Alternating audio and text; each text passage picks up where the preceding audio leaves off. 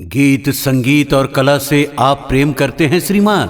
कलाकार नए हों या पुराने श्रीमान, आज ही आ जाइए Levina digital audio video studio SK music. हमारे YouTube चैनल को लाइक, कमेंट, शेयर, सब्सक्राइब करना ना भूलें। Levina digital audio video studio SK music. गीत संगीत और कला से आप प्रेम करते हैं श्रीमान। कलाकार नए हों या पुराने श्रीमान, आज ही आ जाइए Levina digital audio video studio SK music. हमारे YouTube चैनल को लाइक, कमेंट, शेयर, सब्सक्राइब करना ना भूलें। Levina digital audio video studio SK music.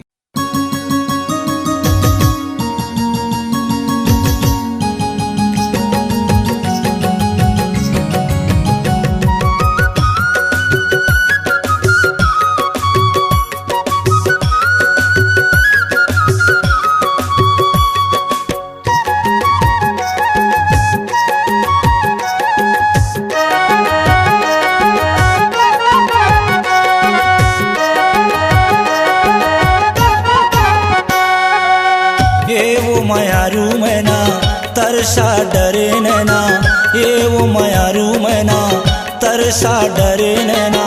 काम मैं बताऊं तोला काबर बैहा बनाए मोला, काबर पगला बनाए मोला।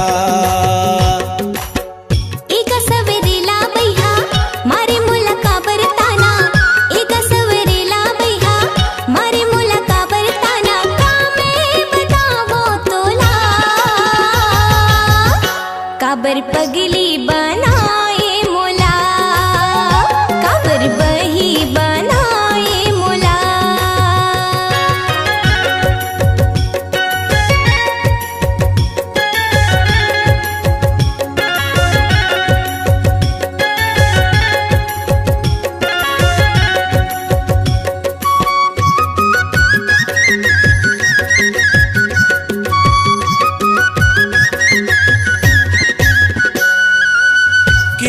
खवा के गोरी मनला मिलाए वो, बीच नदिया मले के मोला छोड़ आए वो।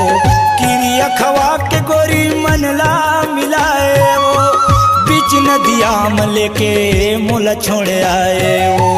बीच नदिया मले के मोला छोड़ आए वो। ए वो कजरेली नैना मारे मुल का बरताना, ए वो कजरेली नैना मारे मुल का बरताना। देख मतौना मोला काबर बैहा बनाए मोला, काबर पगला बनाए मोला।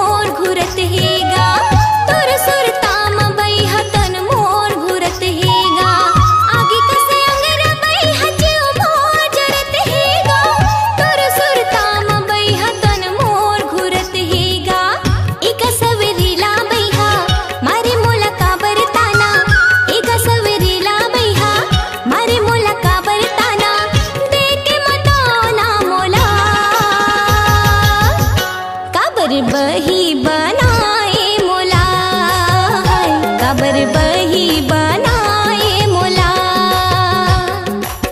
ये वो मायारू मैना तरसा डरे नैना, ये वो मायारू मैना तरसा डरे नैना। काम बताऊं तोला काबर बही बनाए मोला, काबर बही बनाए मोला। काबर बैहा बनाए मोला, काबर बही बनाए मोला। काबर पगला बनाए मोला।